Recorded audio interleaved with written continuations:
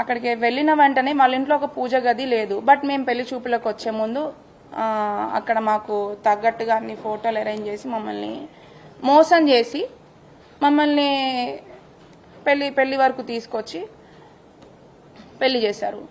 అది ఇవి ఇప్పుడు అబ్బాయితో ఒకటైతే సెకండ్ వచ్చేసి క్రిస్టియన్స్ అని చెప్పేసి తెలియకుండానే పెళ్లి చేసి, నేను క్రిస్టియానిటీ ఫాలో అవటం అనేది నేను తప్పుగా పరిగణించట్లేదండి. ఎవరి దేవుని వాళ్ళు రెస్పెక్ట్ చేస్తారు. బట్ చెప్పకుండా పెళ్లి చేసి మోసం చేసిందే కాక బలవంతం చేయడం అనేది ఇంకొక తప్పు. అవన్నిటిని నేను ఎఫ్ఐఆర్లో క్లియర్గా చెప్పినా చెప్పకున్నా ఇప్పుడు డైరెక్ట్గా మీకు ప్రతి ఒక్కరికి నా బాధ అర్థమవుతుంది అని చెప్పి ఇప్పుడు ఇంకొకసారి మీకు అందరికీ చెప్పుకుంటున్నాను.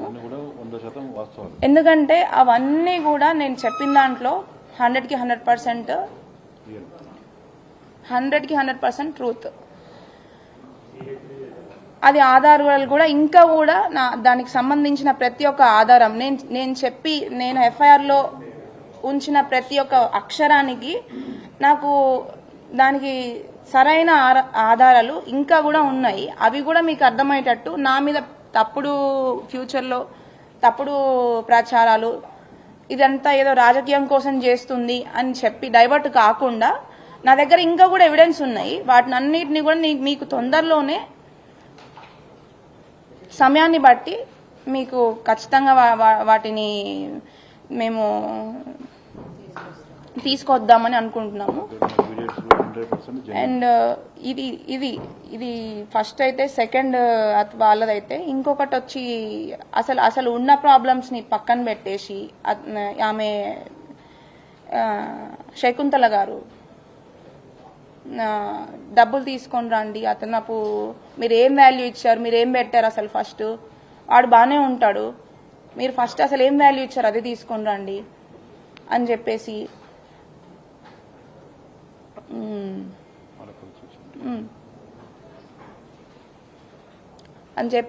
అన్ని రకాలుగా. అండ్ నేను ప్రతి ఒక్క రోజు అక్కడ ఆవిడ బైబిల్ చదువుతున్నా, నేను వాటిని అన్నిటినీ నేను ప్రతి ఒక్కదాన్ని నేను రెస్పెక్ట్ చేస్తాను ఖచ్చితంగా. బట్ నన్ను బలవంతం చేయడం అనేది ఖచ్చితంగా 100కి 100% తప్పు. అండ్ మా దేవుళ్ళని ఇప్పుడు నేను వాళ్ళని బతిలాడుకోగా నాకు ఒక 3rd ఫ్లోర్లో పూజ గది పెట్టారు. దాంట్లో కనీసం నేను అగరబత్తులు వెలిగించి గంట కొట్టాలన్నా కూడా చాలా భయపడేదాన్ని. ఎందుకంటే ఆమె ఆ టైంలో చేసిన నాకు ఆ వ్యాఖ్యల వల్ల ఫస్ట్ నాకు పూజ చేయాలన్నా కూడా దాంట్లో భయమేది. ఎందుకంటే ఆమె ఎట్లాంటి వ్యాఖ్యలు చేసిందంటే, అసలు మీ దేవుళ్ళు కూడా దేవుళ్ళేనా, అసలు ఇద్దరు అంటే నాకు శివుడు అంటే చాలా ఇష్టం అనమాట. ఎప్పటి నుంచో, చిన్నప్పటి నుంచి. నేను అక్కడ కూడా వెళ్ళిన తర్వాత ఆ దేవుడినే పూజించుకున్నాను. ఆ దేవుళ్ళ గురించి కూడా అసలు ఇద్దరు వైఫ్లు ఉంటారు, ఇద్దరు పిల్లలు ఉంటారు, వాళ్ళకు కూడా అన్ని మనుషుల్లాగానే అన్నీ ఉన్నాయి. అసలు వాళ్ళ దేవుళ్ళు ఎట్లయితారమ్మా? ఇప్పుడు నువ్వు పూజ చేసావు, ప్రసాదం పెడితే దేవుడు తినేస్తాడా అని చెప్పి ఇట్లాంటి మాటలు మాట్లాడడం కూడా చాలా తప్పు. ఫస్ట్ థింగ్ ఆమె